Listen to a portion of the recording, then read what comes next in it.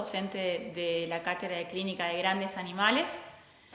Y bueno, y la práctica privada ya hace 10 años, desde antes de recibirme y después de recibirme ya hace 10 años, trabajo solamente con equinos, así que bueno, es de lo que puedo hablarles con mayor fluidez. Para hablar un poquito de lo que es la reproducción, primero quiero hablarles un poquito de lo que es la producción equina.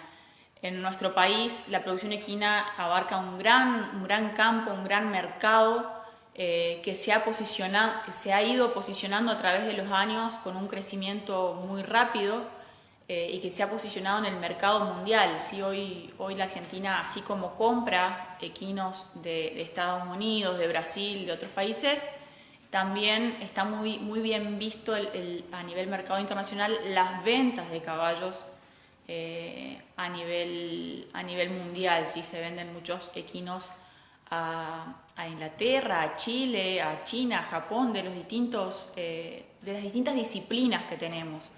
Así que bueno, eso es muy bueno para todos nosotros que nos dedicamos al área y para los que sobre todo empiezan a dedicarse a esto. En cuanto a las razas o disciplinas que hay en nuestro país, hay también una gran variedad. El más difundido, que es el pura sangre de carrera, ¿sí? Que corre en su mayoría en carreras oficiales, en los que son hipódromos de San Isidro, de La Plata y otros hipódromos que tenemos a nivel nacional. Es uno de los más conocidos, una de las razas más difundidas. Pero después también tenemos el polo argentino, que también a nivel mercado internacional últimamente ha vendido gran cantidad de caballos y en nuestro país es uno de los mayores productores de embriones equinos y de clones gracias a este deporte, gracias a esta raza. También contamos con lo que son el cuarto de milla. El cuarto de milla, a su vez, en nuestro país tenemos una gran cantidad de lo que corresponde a la disciplina carrera, pero también en la disciplina trabajo, y eso tiene que ver con las grandes extensiones con las que cuenta nuestro país para la ganadería, que precisan de muchos equinos de trabajo. Por lo tanto, esa demanda está cubierta por el cuarto de milla de trabajo, como así también por los criollos, que es una raza que también ha empezado a crecer mucho en toda la superficie del país. El árabe también es una raza que, si bien no está tan difundida en nuestro país, pero también existe, que tienen competencias de show y más bien de conformación, pero también es una raza muy importante, ¿sí? Y también el pura sangre de salto, que también es una disciplina muy linda, muy bonita y que se ha ido difundiendo en todo el territorio. Lo importante de todas estas razas y de la producción equina es que no solo es calidad o cantidad de caballos, sino que está dado más que nada, o está regido más que nada por una calidad genética, y que eso tiene que ver directamente con el rendimiento de los equinos en el deporte en el que se ejercitan. Es decir, ¿cuál va a ser un caballo con calidad genética? Aquel que ha ganado muchas carreras o ha ganado mucho en su disciplina y pueda transmitirle eso a su descendencia, ¿sí? Entonces, eso es algo que siempre tenemos que tener en cuenta, que no es producir caballos a lo pavote, sino tener en cuenta la calidad genética, que es la que vamos a ir necesitando reproducir para que esta producción vaya creciendo y avanzando, y es lo que siempre el cliente necesita, ¿sí? Un poco hablar también de lo que son las expectativas versus la realidad. Otra cosa que tenemos que tener muy en cuenta en la producción de equinos es que siempre termina siendo un hobby. Aquel que cría equinos lo hace por una pasión que tiene por estos animales y por el deporte o la disciplina en sí que practica. Entonces, siempre tener en cuenta que es un hobby y que va a estar relacionado con eso, con el deporte o con la pasión que tenga el propietario para llevar adelante esta producción. En nuestro país hay múltiples producciones. Tenemos aras que producen entre 100 a 300 potrillos al año, y después tenemos el típico productor chico o cliente que tiene 1 o 2 caballos o 1 o 2 yeguas y quiere realizar algún tipo de manejo reproductivo. Entonces, tenemos que adecuarnos muy bien a cada situación y a cada cliente y ir viendo qué está realmente al alcance de ese propietario o de ese cliente que quiere realizar algún tipo de manejo. Lo importante es eso, ver cuáles son las expectativas. Hay clientes, nos llegan constantemente a la consulta, expectativas muy elevadas, es decir, aquel que tiene 1 o 2 caballos o 2 yeguas y quiere hacer embriones o quiere obtener ovocitos de la yegua y hacer por ejemplo, una fertilización in vitro, ¿sí? Y cuando charlamos un poco y ahondamos más en el tema, nos damos cuenta de que no tiene instalaciones, de que simplemente tiene las yeguas en un estud, de que son yeguas que están en training o que son yeguas potrancas de 1 año, 1 año y medio. Entonces, muchas veces hay que ejercer una función de educador para con el cliente y explicarle qué es lo que realmente está a su alcance, no solo por una cuestión geográfica y económica, sino también por lo que tiene a su alcance en cuanto a instalaciones y demás, ¿sí? Uno tiene que ir educando al cliente y explicándole qué es lo más conveniente para su caso y qué es lo que realmente puede llegar a ser. Entonces, cuando hablamos de que queremos reproducir una yegua, hay varias cosas que tenemos que tener en cuenta antes de llegar a la biotecnología reproductiva. O sea, por general vienen y dicen, yo quiero embriones de esta yegua. Bueno, hay que analizar varias cosas antes de llegar a ese punto de obtener un embrión o de llegar a usar una biotecnología reproductiva. Una de esas cosas es la sanidad, ¿sí? Cuando hablamos de sanidad, muchas veces vemos una yegua, el dueño me dice, pero está linda. Sí, está linda, está en buena condición corporal, tiene un buen peso adecuado para su tamaño, pero es solamente eso. Desconocemos cómo es su estado reproductivo, desconocemos su historia clínica, desconocemos su edad, desconocemos si está en training o no. Entonces, todas esas cosas son las que tenemos que tener en cuenta. Primero, la historia clínica de la yegua, ¿sí? Si ya se reprodujo alguna vez o no, si tuvo servicios o no. Una de las consultas más frecuentes es la serví y no se preñó, o la vengo sirviendo varias veces en el año y quedó vacía. Entonces, bueno, empezar a ahondar en la historia clínica de la yegua, cómo fue esa historia reproductiva y también, como les decía hoy, si es una yegua que está en training o no, si es una yegua que qué edad tiene, o si estuvo en training. Muchas veces las yeguas que pasan del training al campo les cuesta mucho la adaptación y están bajo un estrés muy grande, entonces su estado reproductivo no es óptimo y su estado físico no es óptimo, pero por una cuestión de cambio no solo del lugar geográfico, sino también de lote o de grupo de yeguas, donde muchas veces se pelean entre ellas o las yeguas más viejas o más dominantes en el lote terminan atacando a las yeguas nuevas o a las yeguas que son más dóciles. Entonces, todos son datos de la historia clínica que es necesario saber. Si alguna vez se preñó, si tuvo abortos o si esa preñez llegó a término, si es potrillo que nació de manera correcta o fue un potrillo prematuro o tuvo algún problema al nacer. Todos son datos que nos pueden servir mucho a la larga. Eso en cuanto a la historia clínica. Después, en cuanto al examen clínico, no es solo el aparato reproductivo lo que yo voy a ver.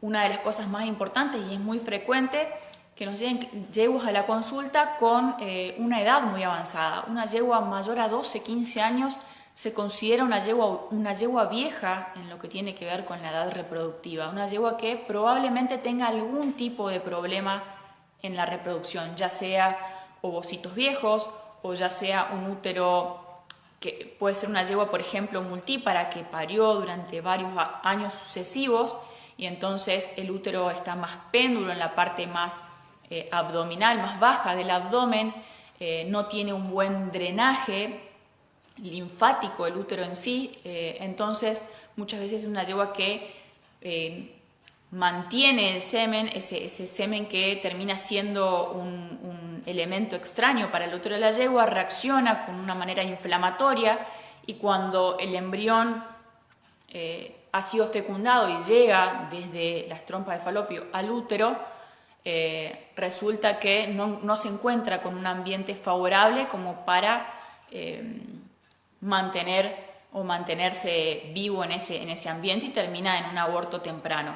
Entonces, la edad de la yegua muchas veces es muy importante. También con la edad van surgiendo lo que son los quistes endometriales, que son muy comunes en las yeguas viejas. Entonces siempre tenemos que pensar que una yegua mayor a 12 años puede llegar a tener algún tipo de inconveniente. La edad es muy importante. Otra cosa es el sistema digestivo, por ejemplo. Vemos también, nos llegan a la consulta muy frecuentemente una yegua que quieren sacar embriones y cuando uno va y la condición corporal está más o menos regular o está de regular a mala, y cuando hacemos una inspección de los dientes vemos que, por ejemplo, no tiene dientes directamente, no tiene dientes en la parte superior o inferior o en ninguno de los dos, y una yegua que obviamente no se va a alimentar bien y que si no la manejamos de manera especial en un potrero chico o en un box o en un corral chiquito con un alimento diario, un alimento balanceado que podamos darle diariamente para que la yegua mantenga su estado y realmente sea capaz de llevar a cabo una gestación y que pueda llevarla a término, o que simplemente pueda darnos buenos embriones para hacer una transferencia embrionaria.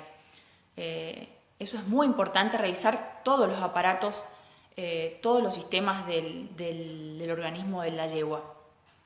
Otro caso muy frecuente son las yeguas infosadas, ¿sí? Con infosura, con dolor crónico en las manos y que el dueño la quiere preñar.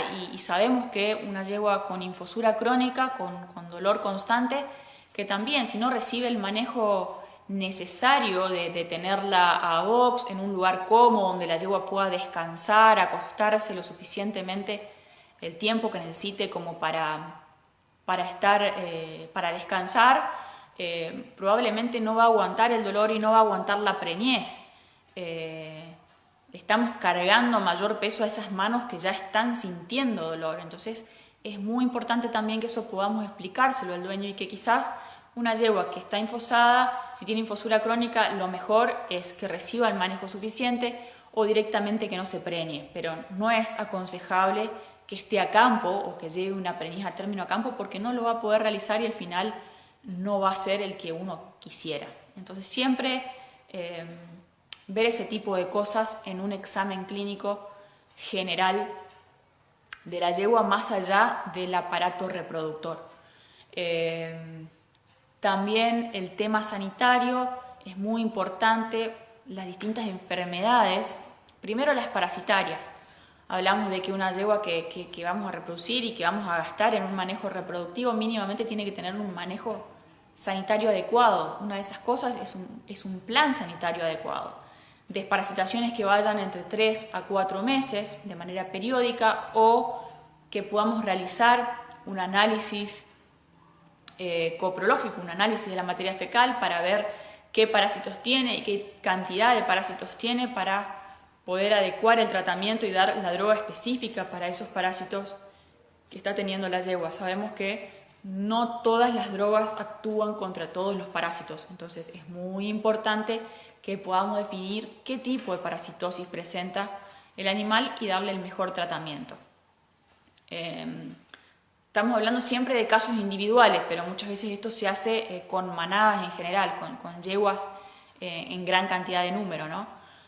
Otra cosa de la sanidad o del plan sanitario sería anemia infecciosa equina. Sabemos que es obligatorio y que si bien muchas yeguas son asintomáticas o podrían ser asintomáticas, cualquier pico de fiebre durante una viremia, durante un pico viral de la anemia infecciosa, puede producir aborto. Cualquier enfermedad que nos produzca una fiebre intensa puede producir aborto en cualquier momento de la gestación. Entonces no nos vamos a ir a hacer alguna biotecnología reproductiva con el gasto que eso implica cuando tenemos una yegua anémica, ¿sí? o también otras enfermedades, la piroplasmosis, por ejemplo, hay que tenerla controlada.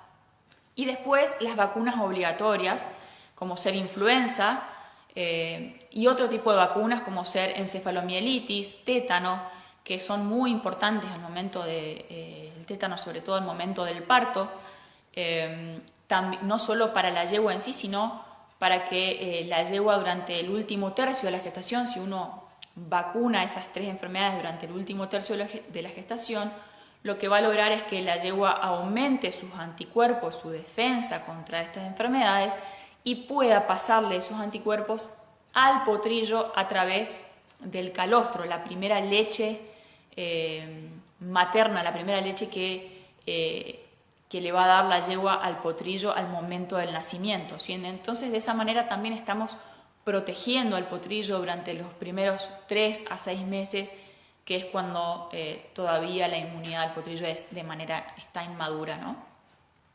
En cuanto a las enfermedades reproductivas, es muy importante de que si vamos a preñar una yegua o tenemos yeguas preñadas, vacunar contra el aborto infeccioso. Uno de esos es la rinoneumonitis. Recordemos que se hace una dosis el 5º, otra el 7º y otro el 9º mes de gestación para proteger contra el aborto de rinoneumonitis.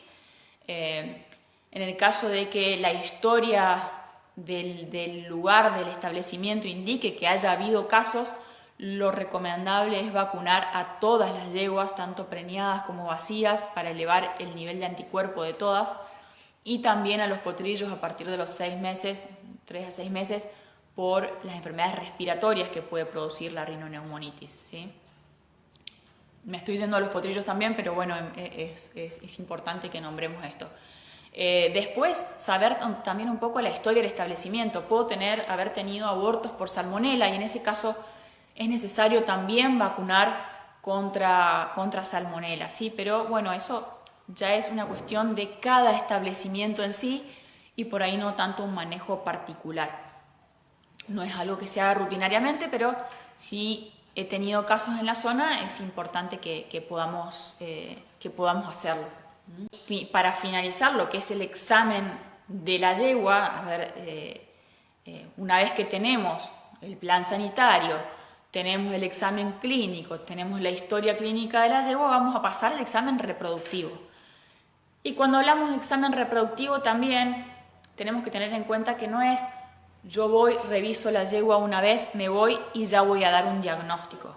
La mayoría de las veces uno va, hace una palpación, hace una ecografía y lo único que obtiene es una foto de ese día de la yegua y nada más. Lo importante sería tener varias fotos en distintos momentos del ciclo estral de la yegua, en el momento en que la yegua está ciclando, ¿sí? En el momento que es ovulatoria. Esa es la mejor manera de obtener un diagnóstico más cercano a la realidad, es tener varias imágenes, sobre todo durante el ciclo estral, que es donde por ahí más variaciones se producen a nivel uterino en la yegua.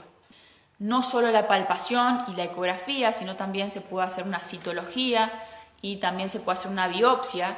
Y esto no solamente corre para las yeguas importantes, puede ser que la yegua se vaya a preñar por un servicio natural, está perfecto, pero también nos pasa muy a menudo que tenemos, en el caso de la transferencia embrionaria, las donantes y las receptoras de embriones. Y como que las receptoras son de menor calidad, entonces uno como que son de menor valor genético y de menor valor en cuanto a físico, entonces uno no le da tanta importancia y en realidad la receptora es la que va a recibir el embrión y la que va a mantener la preñez. Es donde más importante se hace tener un examen reproductivo y obtener una biopsia sería el ideal de todo veterinario que trabaja en reproducción, creo. Muchas veces por una cuestión de costos el propietario no lo permite o no está al alcance del propietario, pero lo ideal sería eso, obtener una citología, una biopsia, para ver si realmente es un útero que pueda llegar a mantener una preñez hasta término, ¿no? Sobre todo con lo que sale una biotecnología de ese tipo, ¿sí? Sería importantísimo saber que realmente la yegua está apta para recibir un embrión y mantener una preñez. Otras cosas a tener en cuenta cuando hablamos con el cliente, bueno, hablamos del entrenamiento, hablamos de la edad. Una consulta muy frecuente, ya sea, como le decía, para receptoras o para manada general. Por ahí hay propietarios que tienen caballos criollos y las yeguas están a campo y no tienen casi nulo o muy poco manejo. Y me dice, quiero reproducir estas yeguas, quiero reproducir estas 10, 20, 30 yeguas. Y realmente esas yeguas son chúcaras. Yo no las toco, están ahí, a veces las metemos en la manga de las vacas y las desparasitamos y le hacemos algunas vacunas, pero no tienen más manejo que eso. Es importante saber que el equino no es como cualquier otra especie que necesita de instalaciones adecuadas para la revisación y sobre todo que necesita que sean dóciles o mínimamente estén acostumbradas a lo que es el bozal o acostumbradas al cabestro y que podamos entrarla a una manga de revisación de equinos para poder revisarlas.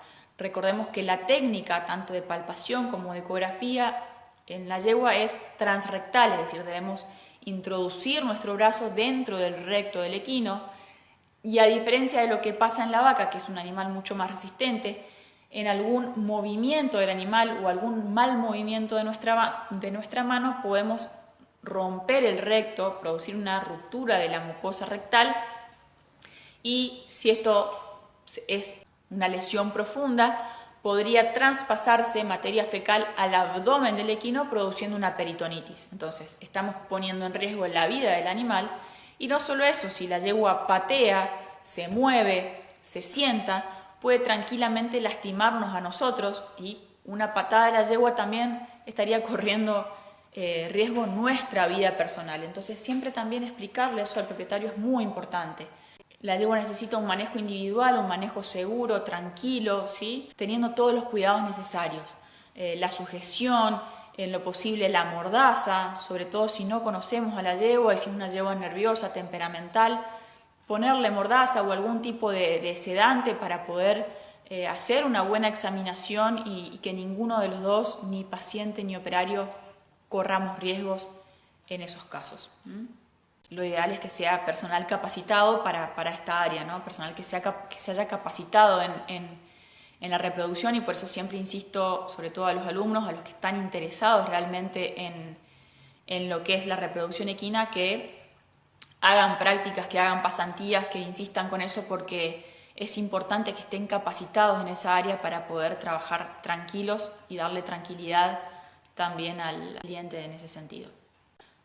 Otra cuestión, como les decía, el equino es una especie totalmente aparte del resto y necesita, por su fisiología, necesita ser manejado de manera individual.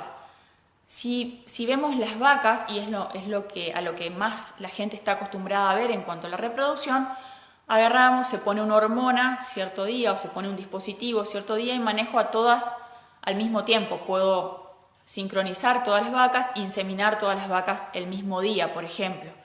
Eso no pasa en el equino, por más que yo use drogas que puedan inducir a las yeguas o que puedan inducir a la ovulación o que puedan de alguna manera sincronizarlas, cada yegua responde de manera diferente al tratamiento, tiene ciclos estrales diferentes a otras yeguas, ovula con tamaños diferentes de folículos. Hay yeguas que ovulan con folículos de 30 milímetros, otras ovulan con folículos de 50 milímetros o 55. Entonces, es importante que sepan que cada yegua debe manejarse de manera individual, revisándola de manera individual y que no se puede manejar un conjunto de yeguas como se hace con los bovinos. Es muy importante aclarar eso. Bueno, como sabemos, la yegua es poliéstrica estacional, ¿sí? ¿Qué significa que sea poliéstrica estacional? Que solamente va a tener ciclos estrales fértiles durante cierta estación del año.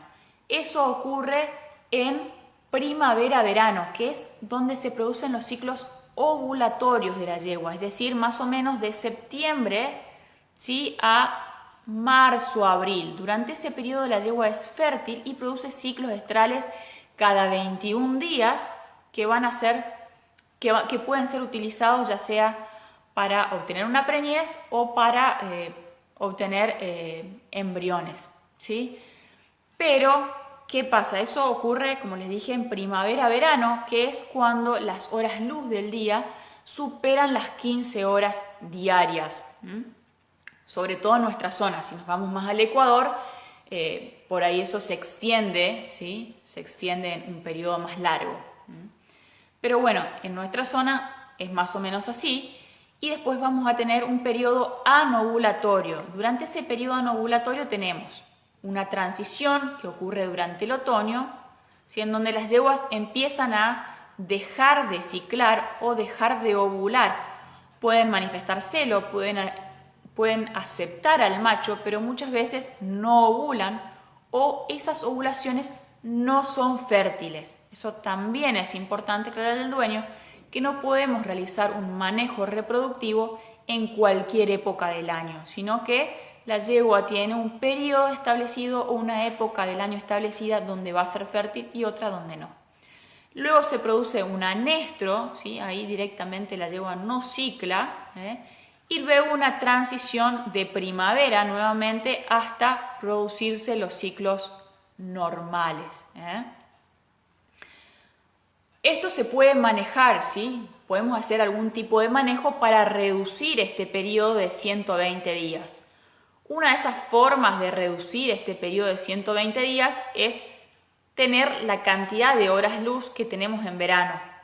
Ahora en invierno debemos estar en 10 a 11 horas luz más o menos que nos da el sol. ¿Sí? Entonces lo que podemos hacer para cortar sobre todo este periodo transicional, que es el de primavera, es colocar las yeguas a luz. Un método de ponerlas a luz es armar un lote de yeguas, las que vamos a querer que entren en celo antes o que queramos reproducir antes. Este es un manejo muy común de los purasangre de carrera, lo hacen casi todos los aras, ponen a luz las yeguas por una cuestión de que todos los potrillos cumplen un año el 1 de julio. No importa en qué fecha nazcan, el 1 de julio cumplen un año del año siguiente. Entonces tratan de que todos los servicios sean de julio a diciembre, todos los nacimientos. Entonces, ¿qué hacen? Ponen a luz para que las yeguas entren en celo antes. Una de las maneras es colocarlas en un potrero chico con varios reflectores que alumbren al centro y que simulen estar en una luz natural, pero en realidad es una luz artificial. Se usa en potreros o se usan galpones con luz, ¿sí? Otra forma un poco más innovadora ahora son unas máscaras para caballos que dentro de una de las anteojeras tiene un foquito de luz azul que también produce el mismo estímulo lumínico a nivel de la pituitaria para estimular la melatonina, ¿sí? Y de esa manera acortar el periodo transicional y que las yeguas entren en celo antes. Simplemente recordarle que el ciclo de la yegua dura aproximadamente 21 días. Algunas yeguas tienen un ciclo un poco más largo y otras tienen un ciclo más corto. Como les decía, eso varía con respecto a cada yegua. Dentro de ese ciclo estral vamos a tener un estro, ¿sí? Un estro cortito que dura 7 a 10 días y una fase de diestro, ¿sí? Post-ovulación, fase luteal. Ese estro de 7 a 10 días es cuando la yegua acepta al macho, va a manifestar, ya sea con guiño vulvar, con micción frecuente, que está en celo y que va a aceptar al macho. Siempre, para probar eso, podemos utilizar algún padrillo o lo ideal es algún tipo de retajo, un animal castrado, por ejemplo, que podamos acercarlo a la yegua para evaluar esos signos de estro de la yegua. Dura 7 a 10 días y la ovulación se produce en el último tercio, es decir, en las últimas 48-72 horas. Eso es algo importante también. No es que yo voy a servir o le voy a dar un servicio a la yegua el día 1 y la yegua se va a quedar preñada. No, porque la ovulación ocurre en el último tercio y uno debe servir a la yegua, darle el servicio lo más cercano a la ovulación posible. Entonces, eso en cuanto a la fisiología de la yegua. ¿Cuándo es el momento óptimo para servir a la yegua? Y es la pregunta de siempre. Le di servicio, le di 3 servicios y no se preñó, la vengo sirviendo hace unos días, varias veces al año y no se preñó. Entonces, el problema más frecuente con el equino es el manejo, es ¿cuándo es el momento óptimo? ¿Cuándo es el momento óptimo? En ese último tercio del estro, en esos últimos 2 a 3 días de estro. ¿Cómo sabemos eso? Bueno, vamos a tener que retajear la yegua, acercar un padrillo, acercar, como les decía, un animal castrado, o también puede ser un pony, por ejemplo, que entonces no puede acceder a la yegua por una cuestión de altura, pero frente a la cual la yegua va a manifestar los signos correspondientes de celo. Lo ideal sería que podamos revisar a la yegua y hacer un seguimiento de ese ciclo estral para ver en qué momento es el momento óptimo. Muchas veces no tenemos esa posibilidad, es una llamada telefónica o estamos a distancia o es simplemente una consulta que no termina en una revisación. Entonces lo que tenemos que decirle al dueño es, bueno, desde el momento en que la yegua empiece a manifestar celo, usted le puede dar servicio, le puede dar un salto cada 48 horas. ¿Por qué cada 48 horas? Debemos recordar que el semen del padrillo, ¿sí?, los espermatozoides, sobreviven en el tracto uterino entre 36, 48 hasta 72 horas en un semen muy bueno, ¿sí? Entonces, si es un semen de un padrillo bueno que dura 48 horas, yo no necesito servir todos los días ni varias veces al día. Simplemente con darle un servicio cada 48 horas voy a estar cubriendo la ovulación. ¿Hasta cuándo? Hasta que la yegua no acepte más al macho, ¿sí? Quiere decir que ahí terminó su ciclo de estro y que la yegua ya ovuló. ¿Por qué cada 48 horas y no todos los días? Porque esa también es una pregunta frecuente, ¿no? Yo le doy servicio todos los días para que no le erre y se preñe. En realidad, cuanto más servicio damos, lo que estamos haciendo es introducir mayor cantidad de semen. Recuerden que un padrillo eyacula entre 50 a 70 mililitros, algunos menos, algunos más. Si todos los días le estamos poniendo 50 a 70 mililitros de líquido en el útero a la yegua, supongamos que es una yegua sana, pero si es una yegua problema, le va a costar aún más drenar esa cantidad de líquido. El útero lo reconoce como extraño. Recuerdan que no solamente va a haber espermatozoides vivos, sino que también va a haber espermatozoides muertos, va a haber el tapón mucoso, ¿sí? Distintas sustancias que van con el semen, los líquidos de las glándulas vesiculares, por ejemplo. Todo eso el útero lo reconoce como extraño y se produce de alguna manera una inflamación. Cuanto mayor inflamación eso genere, y si la yegua no drena bien, no tiene un buen sistema inmunitario en el útero, puede terminar en que el embrión, al momento de llegar, que eso ocurre 6 días después de la ovulación, al momento de que desciende de las trompas de falopio al útero, se encuentre con un ambiente totalmente dañino para él mismo y se termine muriendo.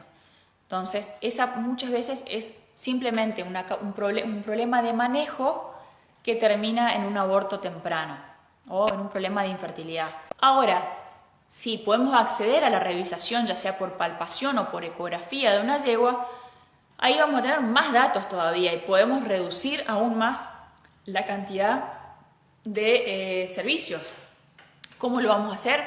Por lo general las yeguas ovulan con un folículo mayor a 35. Lo que vamos a hacer con la palpación y con la ecografía es ingresar, palpar el cérvix, ¿sí?, que es la entrada al útero, el cuerpo del útero, los cuernos uterinos y los ovarios, ¿sí? Los folículos van a estar a nivel ovárico. Cuando una yegua está en celo, los folículos empiezan a crecen sí hasta el momento de la ovulación. Un folículo mayor a 35 está como más cercano a la ovulación, ¿sí? Algunas yeguas, como les decía hoy, ovulan con folículos chicos, inclusive de menor tamaño, de 30 milímetros, y otras con folículos de 55 milímetros. Entonces lo que vamos a hacer es no solo guiarnos por el tamaño folicular, sino también por la apertura del cérvix, ¿sí? Me refiero a apertura cuando palpamos el cérvix y uno lo aprieta contra la pelvis, por lo general, lo palpamos o lo agarramos de esta manera y notamos que tiene por lo menos 2 dedos, 2 centímetros de diámetro. Eso significa que está blando y que está abierto, ¿sí? Abierto a que el pene pueda ser introducido dentro del útero. Y otra cosa es el edema uterino, ¿sí? El útero se vuelve blando y como pastoso, ¿sí? Edematoso a la palpación, quiere decir que la yegua está en estro. Y a la ecografía se puede ver también ese edema, es bastante visible, visible con un ecógrafo regular.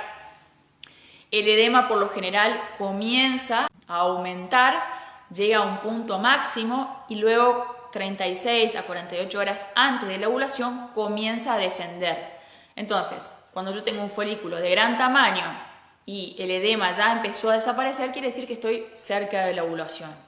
Ese es el momento ideal para inseminar, ¿sí? O para servir una yegua. Otra opción sería usar inductores de la ovulación, como ser gonatrofina coriónica humana o análogos de la GnRH, que lo que hacen es, con un folículo, cuando yo tengo un folículo de 35 milímetros de diámetro, le hago una inyección de HCG o de algún análogo de la GnRH, puede ser desloerelina, puede ser buserelina, histerelina, y se produce la ovulación entre 36 a 48 horas posteriores a la inyección. Entonces lo que hago es ver que tenga un folículo de 35, que tenga edema, que el cérvix esté abierto, le doy el servicio, le doy el inductor y reviso a las 48 horas que probablemente lo que me voy a encontrar ya no va a ser el folículo, sino un cuerpo lúteo propio de la ovulación. Doctora, ¿cómo hago para que entre en celo ya la yegua? La quiero servir, tengo el padrillo acá y quiero que entre en celo lo más rápido posible.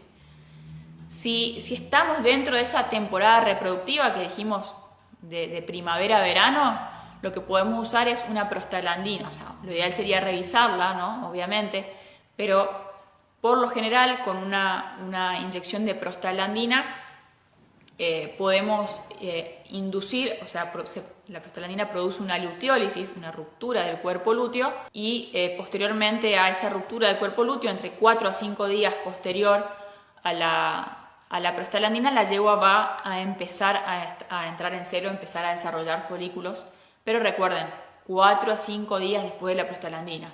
Si no sabemos precisamente si está en una etapa un poco más cercana a la ovulación o más tardía en el diestro, podemos hacer 2 posturas, una primero y luego a las 48 horas otra postura, entonces por ahí tenemos mayor efectividad. Eso sí no podemos revisarla, ¿no? Si podemos revisarla y saber en qué momento del ciclo está, si ya pasó 5 días de la ovulación anterior o si vemos un cuerpo lúteo bien formado, podemos hacer una sola prostaglandina y sabemos que va a andar bien. Pero muchas veces, como le digo, hay consultas que son telefónicas o que son a la distancia y uno tiene que tratar de solucionarle el problema igual. Otra pregunta frecuente es las yeguas posparto. ¿Conviene servir las yeguas posparto? ¿Cuándo sí, cuándo no? La realidad es que las yeguas posparto tienen un celo de potro, ¿sí?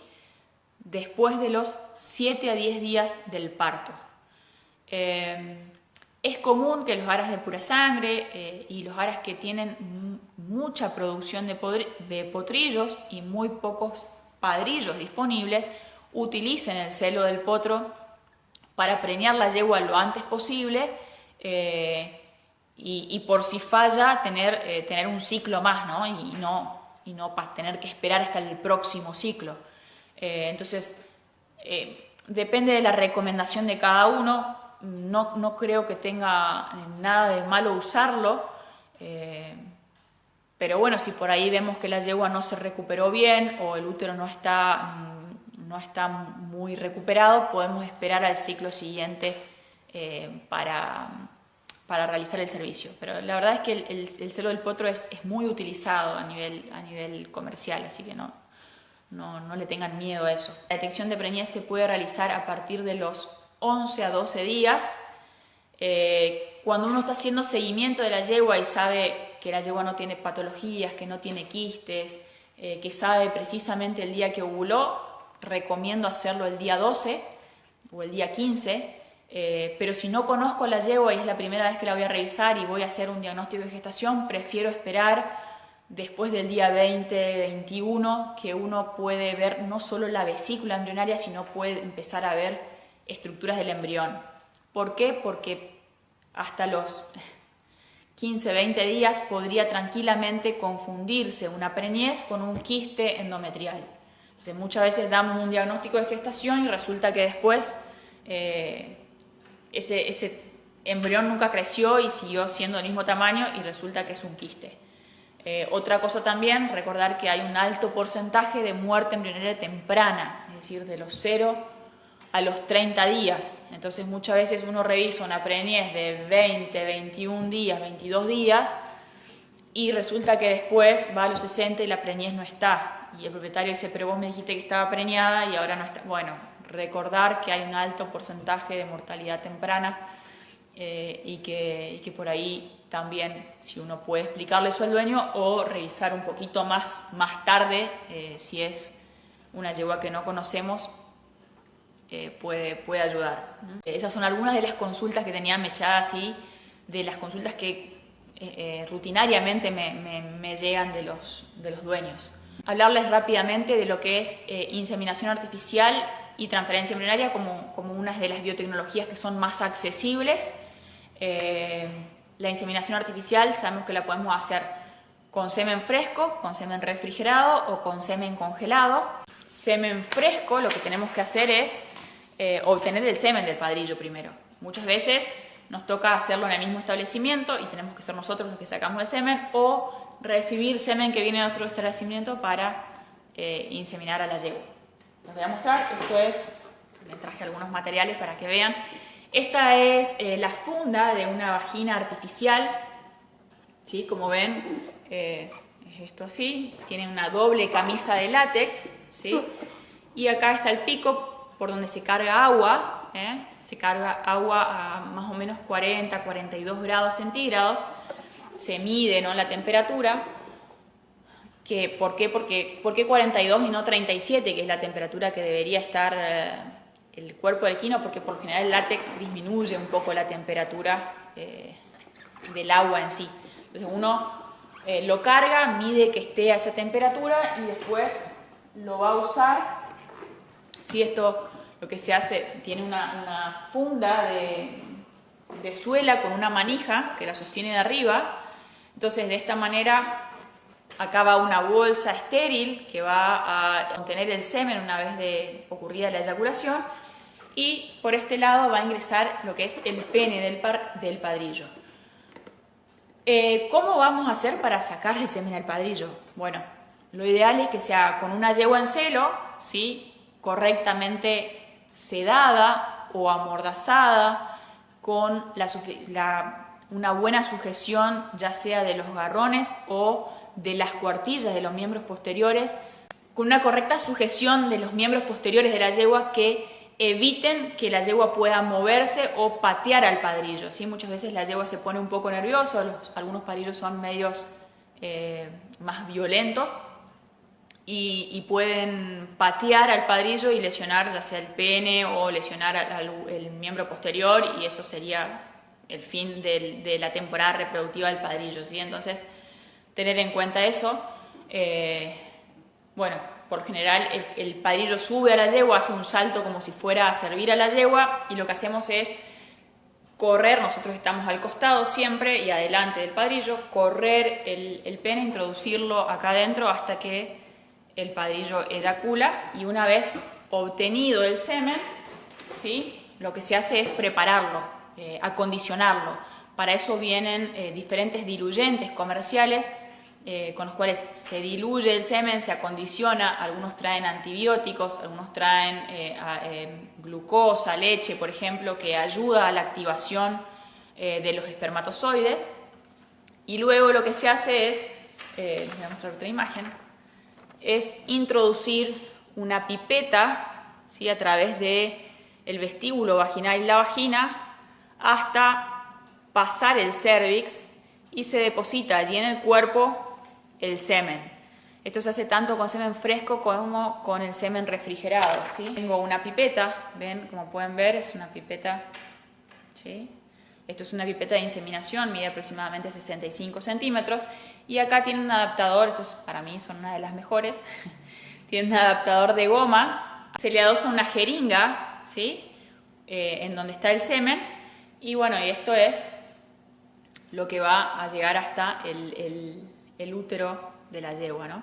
Esto en cuanto a semen entonces fresco y refrigerado. El semen congelado, igual que en el bovino, se presenta en pajuelas cortitas, chiquitas, de 0,5 mililitros, que lo que tenemos que hacer es descongelarlo previo a su uso, y para inseminar lo que se usan son estas pipetas. Ven que son diferentes, son mucho más flexibles, ¿sí? Esta es la punta que va dentro del útero y esta es la parte trasera donde se van poniendo las pajuelas, y luego con un dispositivo mecánico va a empujar al semen dentro del útero equino. A diferencia del semen fresco, en este caso el semen tiene que llegar hasta la punta del cuerno, ¿sí? Lo que se hace con el semen congelado es una inseminación profunda, ¿sí? Esta pipeta que vemos acá tiene que entrar y llegar hasta acá, por eso son flexibles, para poder doblarlas. Tienen que llegar a la punta del cuerno, ¿sí? Porque el semen congelado tiene mucha menos viabilidad que el semen fresco. Entonces debemos ponerlo bien ahí en la punta. Y algo que tenemos que tener en cuenta con el semen congelado es que debe hacerse aún más cercano a la ovulación. Ahí me preguntan dónde es la inseminación con congelado. En la papila, ¿sí? Es en la unión de la trompa de falopio con el cuerno uterino, ¿sí? Debemos llegar bien hasta la punta del cuerno con la pipeta y recién ahí depositar el semen. La dosis inseminante es de 500 millones de espermatozoides vivos, es decir, mótiles, totales. Hoy en día hay semen que viene de Europa, por ejemplo, para los caballos de salto, donde para lograr 500 millones uno necesita por lo menos 4 o 5 pajuelas, dependiendo de la calidad seminal del padrillo. Hoy está comprobado que con 50 millones ya se puede obtener una preñez. Si bien es mucho más difícil, la pajuela tiene que ser de muy buena calidad, pero está comprobado que con 50 millones se puede obtener preñeces ya. Y recordar que cuando hablamos de semen congelado debemos hacerlo dentro de las 6 horas de la ovulación, es decir, ocurre la ovulación, tenemos que estar muy atentos, revisar la yegua cada 2, 4, máximo cada 6 horas, y en el momento que detectamos que se produjo la ovulación, inseminarla. Es un manejo mucho más intenso, entonces eso también es importante que le podamos transmitir al dueño, al propietario, que es un manejo mucho más intenso, inseminarla ahí en la papila, ¿sí? En cuanto a la transferencia embrionaria, lo más importante que tengo para decirles es, bueno, primero lo que hablamos de manejo reproductivo general, tanto de la donante como de la receptora. Cuando hablamos de transferencia embrionaria hablamos de que la donante recibe un servicio natural o recibe una inseminación con fresco o con congelado de la misma manera que una yegua que va a preñarse, y luego al día 8, posterior a la ovulación, se realiza un lavaje. ¿Cómo se realiza el lavaje? Acá vamos a ver. Lo que se introduce es una sonda, ¿sí?, de doble vía que va hasta el útero. Tiene un balón que se infla una vez que atraviesa el cérvix, ¿sí?, para que quede anclado a ese nivel, y luego simplemente por presión negativa lo que se hace es colocar un ringer lactato, en este caso generalmente se usan las bolsones de 1 litro, se introducen 2 litros de ringer lactato dentro del útero, se masajea, ¿sí?, de un lado al otro para que el ringer se distribuya en todo el útero, y luego de la misma manera se recolecta, ¿sí?, a través de esta sonda de doble flujo, como les decía, en lo que es un filtro de embriones, que es esto que vemos acá, ¿sí? Acá adentro vamos a tener ringer y va a ir cayendo el ringer, que acá vamos a regular con este regulador, el líquido que va pasando hasta que recuperemos todo el líquido que introducimos en el útero. Es muy importante que recuperemos todo el líquido y no quede nada, porque estamos hablando de día 8. El cérvix va a estar cerrado ya, entonces es muy difícil que la yegua logre eliminar después si queda líquido ahí adentro. Entonces es importante que recuperemos todo el líquido, sobre todo porque también nos puede pasar que quede líquido adentro con el embrión adentro. Entonces es importante que recuperemos todo el líquido. Lo vamos a tener acá. Luego lo vamos a pasar a una placa de Petri donde el embrión se observa, se clasifica, se procesa y se carga en una misma pajuela, como la que vimos, una pajuela de semen congelado, se lo carga ahí y se transfiere. En ese caso la pajuela se va a cargar dentro de otra pipeta. Esta es otra pipeta que, como ven, tiene una punta, a ver si alcanzan ahí a ver, una punta metálica. Algunos tienen salida directamente frontal, esta tiene una salida, dos salidas laterales, como pueden ver. La pajuela va acá adentro, ¿sí? Y al igual que una inseminación con congelado, nada más que en el cuerpo del útero, hay un dispositivo que va a empujar el algodón de la pajuela y por lo tanto va a empujar el embrión hacia adentro del útero. ¿Qué es lo importante de la transferencia embrionaria? Esto, la sincronización. La donante, día 0 es el día de la ovulación, ¿sí? La donante ovula ese día, yo voy a necesitar que la receptora que vaya a recibir ese embrión haya ovulado un día antes, el mismo día, un día después, 2 días después, 3 días después o hasta 5 días después. También a medida que se fueron realizando estudios, hoy se sabe que hasta 5 días después la receptora puede recibir embriones, pero lo mejor es que la receptora tenga una sincronización de día más 2, que es cuando mejores resultados se obtienen. Y bueno, el día 7 una vez que obtenemos el embrión, lo miramos en la placa y demás, lo pusimos en la pipeta, lo cargamos, lo transferimos a la receptora y esperamos por lo menos 4 o 5 días para hacer la ecografía y ver si realmente el embrión está ahí y si obtuvimos una preñez. Es muy importante en cuanto a receptoras, mínimo, que sean sanas, que tengan un plan sanitario. Lo ideal es que tengan entre 3 a 6 años, máximo 10. Tengo receptoras más viejas, obviamente, pero lo ideal es eso. Si han parido alguna vez también, porque eso ya nos da un dato de que es fértil. Y mínimo necesitamos 3 receptoras, 2 a 3 receptoras por cada embrión que queremos lograr, ¿sí? Porque es muy difícil sincronizar justamente una donante con una receptora. Entonces, mínimo debemos tener 2 a 3 para poder contar con una buena cantidad de receptores y al momento del día de la transferencia saber a cuál vamos a transferir, cuál está mejor sincronizada con la donante. ¿A qué edad es conveniente desparasitar potrillos? Yo lo recomiendo a partir ya de la primera semana de edad o a los 15 días ya empezar a desparasitar porque por general tienen una carga bastante elevada. Plan sanitario, me dice ahí Nando, plan sanitario, las vacunas anemia, vacunas obligatorias como influenza, tétano que es importante, encefalomielitis que es importante porque es una zoonosis. Esas son las básicas. Adenitis por ahí en los potrillos también es importante si hablamos de embriones. Dice, se pueden recolectar con el lavaje. ¿Cuántos embriones se pueden recolectar con el lavaje? Bueno, es importante saber que la yegua casi siempre ovula con los folículos, por lo tanto, como mucho se pueden obtener un embrión, eso sería lo normal.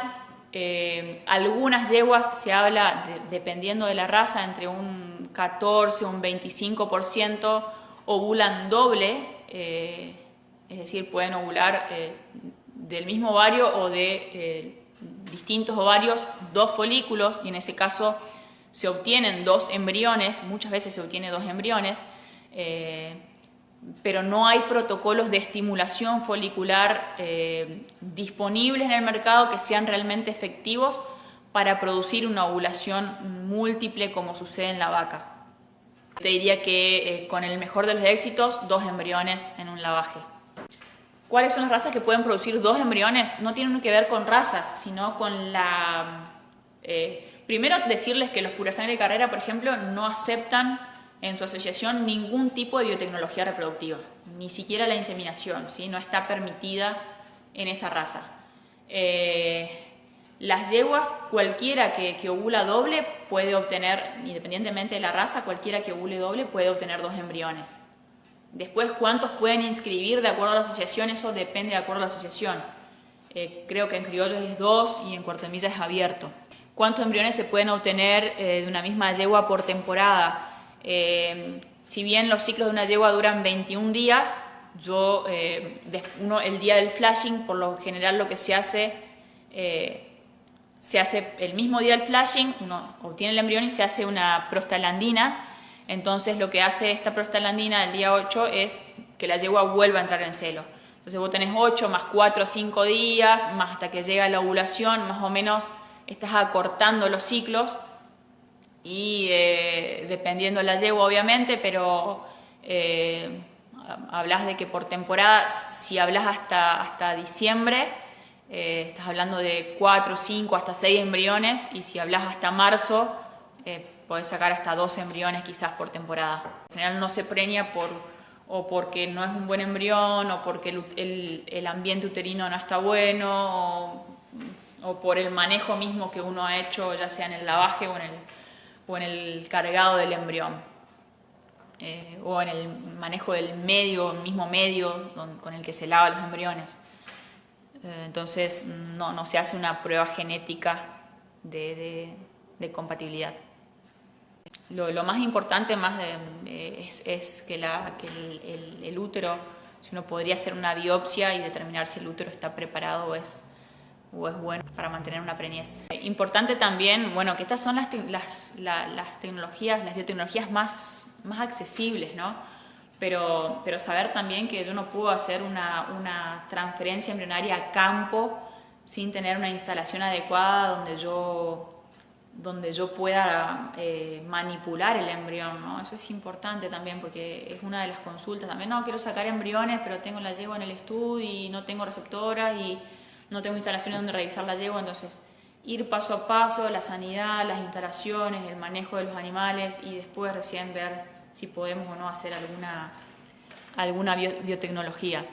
Momento en que se realiza la biopsia se puede hacer en cualquier momento. No hay problema con eso, porque lo que se ve justamente es la histopatología. Es igual que o parecido a una biopsia en humanos, donde te dicen te clasifican la histopatología del útero. Entonces se puede hacer en cualquier momento, inclusive se puede hacer antes de la temporada o al finalizar la temporada. ¿Qué causas pueden llevar a que el líquido del lavaje junto con el embrión queden retenidos en el útero? Básicamente un mal lavaje, una mala manipulación, un útero muy péndulo, con poco tono. Si no sé manipular bien el útero, me puede llegar a quedar líquido ahí. Hay distintas técnicas de cómo mover el útero y de mover la sonda, girar la sonda para tratar de que el líquido salga, o incorporar más líquido porque muchas veces los pliegues del endometrio son los que te van tapando la punta de la sonda. Entonces, mover la sonda para un lado, para el otro, tratar de llevarla hacia los cuernos o hacia donde hay mayor cantidad de líquido, son algunas de las maniobras que uno puede usar, pero bueno, sucede. Hay algunas yeguas que tienen fibrosis, entonces por ahí también pueden dificultar el lavaje. No en todas es tan sencillo, pero bueno, si queda líquido, tranquilamente el embrión puede estar nadando ahí adentro. Hay veces que el embrión sale primero y te queda algo de líquido, pero el embrión ya salió, y hay veces que te queda líquido con el embrión adentro. Por eso también la postura de prostaglandina. Si bien hoy hay estudios de que no es necesario usar la prostaglandina, que simplemente la irritación que produce el lavaje ya produciría una secreción de prostaglandinas naturales por parte del endometrio, bueno, yo de rutina lo sigo usando la prostaglandina el día del lavaje, por las dudas que no me quede un embrión ahí, no me quede una preñez y la yegua me tarde en volver a arrancar. ¿Cómo se monitorea el momento de la ovulación sacando celo? Es imposible si no haces una palpación, una ecografía, Para determinar el momento de la ovulación necesito palpación y ecografía. Si no tengo eso, no lo puedo hacer. El sacárselo, el presentárselo a un padrillo me va a decir que está dentro de esos 7 a 10 días previos a la ovulación, pero no me va a decir el momento exacto de la ovulación. Los diluyentes para el semen fresco vienen en preparados comerciales. Sí, son todos preparados comerciales, hay de distintas marcas, pero sí son todos preparados comerciales. Se usan también para la centrifugación, para producir semen congelado. Es uno de los pasos del semen congelado, es la dilución con estos preparados comerciales. Bueno, los dejo, gente. Un placer haber estado en contacto con ustedes, poder interactuar un poco está bueno en esta virtualidad que nos mantiene aislados. A cuidarse todos y nos vemos la próxima. Saludos.